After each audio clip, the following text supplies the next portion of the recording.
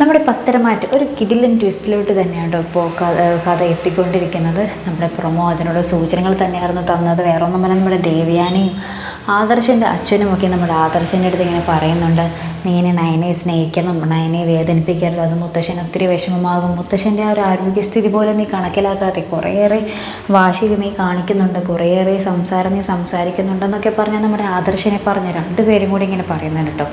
അപ്പം എന്താ ആദർശനപ്പോൾ ആ ഒരു നയനയോടുള്ള ആ ഒരു സ്നേഹം ഇങ്ങനെ കൂടി വരുന്നതൊക്കെ തന്നെയായിട്ട് നമുക്ക് പ്രൊമോയിൽ കാണുവാൻ സാധിക്കുന്നത്. അപ്പുറത്ത് നമ്മുടെ അനിക്ക് നമ്മുടെ അനാമികയോട് ഇപ്പോൾ അത്ര ഒരു അടുപ്പമില്ല. അപ്പോൾ നമ്മുടെ നന്ദുവിൻ്റെ അടുത്ത് ഇങ്ങനെ പറയുന്നുണ്ട്, ഇങ്ങനെ കാര്യങ്ങൾ സംസാരിക്കാൻ ഇപ്പോൾ നന്ദു പറയുന്നുണ്ട്, ഇനി നിൻ്റെ ബെസ്റ്റ് ഫ്രണ്ടും എല്ലാം നീ കാര്യങ്ങൾ ഷെയർ ചെയ്യേണ്ടതൊക്കെ അനാമികയുടെ അടുത്താണ്, എൻ്റെ അടുത്തല്ല എന്ന് പറഞ്ഞ് നമ്മുടെ നന്ദു നൈസായിട്ട് അനിയെ ഒഴിവാക്കുന്നുണ്ട്. അപ്പോൾ ഇതൊക്കെ നമ്മുടെ അനിക്ക് ഒരു തിരിച്ചടി തന്നെയാണ്. എന്നുവെച്ചാൽ അനന്തപുരിയിൽ മുത്തശ്ശൻ ഇത് ഏറ്റെടുത്തിരിക്കുന്നത് കാരണം മുത്തശ്ശനോട് പറയാനും വയ്യ, ഒന്നും ചെയ്യാൻ പറ്റാത്തൊരവസ്ഥ തന്നെയാണ് കേട്ടോ. അപ്പോൾ എന്തായാലും നമ്മുടെ നയനയുടെയും ആദർശൻ്റെയും കാര്യം തന്നെയാട്ടോ നമ്മുടെ പ്രേക്ഷകർ ഉറ്റുനോക്കുന്നത്.